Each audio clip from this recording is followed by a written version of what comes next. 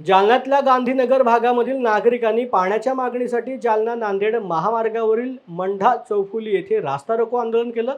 सुमारे महिनाभरापासून गांधीनगर भागामधील नागरिकांना पाणी पुरवठा करण्यात आला नाहीये। त्यामुळे संतप्त झालेल्या नागरिकांनी महापालिका प्रशासनाविरोधात आपला रोष व्यक्त करत रास्ता रोको आंदोलन केलं आहे। मला सांगा, तुम्ही ते आंदोलन कशामुळे केलं आणि काय आंदोलन केलं? आम्ही फक्त पाण्यासाठी केलं। इथं आमच्या गांधीनगरमध्ये 1 महिन्यापासून पाणी नाही। आम्ही लोक खूप परेशान आहे। आम्ही इकत पाणी कुठून आणणार? आम्ही गरीब लोक आहेत। अन्न तर खाणं आहे आम्हाला।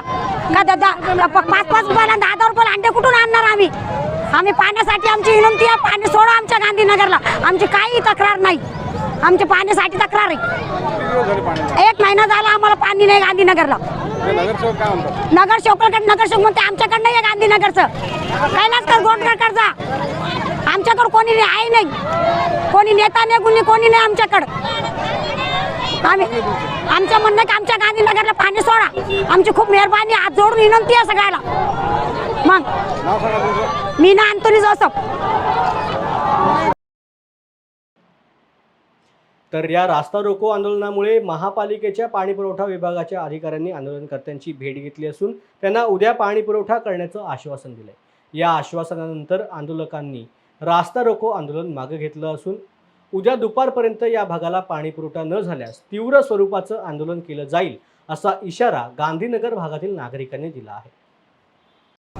गांधीनगर या भागात आपल्या 12-13 दिवसाच्या गॅपनंतर पाणी द्यायला पाहिजे होतं, परंतु रात्री जे वादळ आलं जालना शहरात, त्याच्यामुळे आपले काही पूल तुटलेत आणि त्याच्यामुळे जे टाकी भरायला पाहिजे गांधीनगरसाठी ती टाकी भरता आली नाही। पण तेवढं पाणी संमध्ये आहे, पण ते लाईटच्या प्रॉब्लेममुळे यांना पाणी देता आलं नाही। ते आपण उद्या सगळे देणार यांना। गांधीनगरमधल्या नागरिकांचं म्हणणं आहे की गेल्या महिन्याभरापासून पाणी भेटलं नाही। यांना मागं आपण 28 तारखेला पाणी दिलं होतं, 28 मार्चला। त्यानंतर आपण जायकवाडीची नियमित देखभाल दुरुस्तीसाठी जवळपास 8 ते 10 दिवस पाणी पुरवठा बंद होता।